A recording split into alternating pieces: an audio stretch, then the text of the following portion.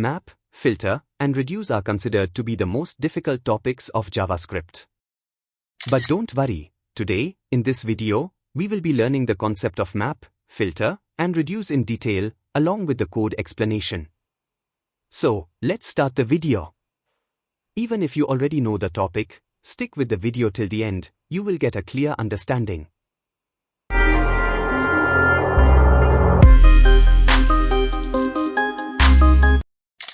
In one of my previous videos, we learned about the for each loop. If we look into the syntax of the for each loop, we see that it is used to modify an existing array. Like in this case, it is modifying each index value of the numbers array by multiplying each number by 10. Hence, the same existing array numbers values are modified and no new array is created.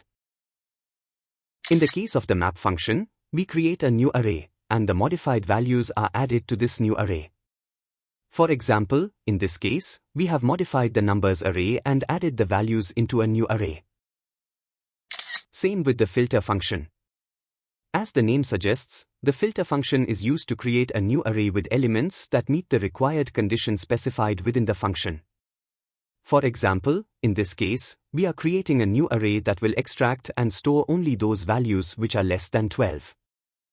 Now, coming to the reduce function, the reduce function returns a single value.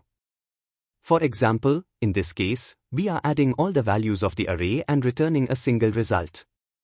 The added value is stored in a variable called sum.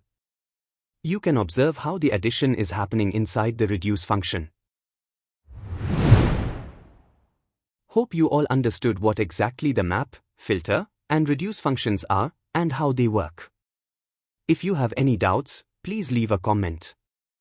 Don't forget to subscribe to this channel and share it with your friends. I'll see you all in the next video.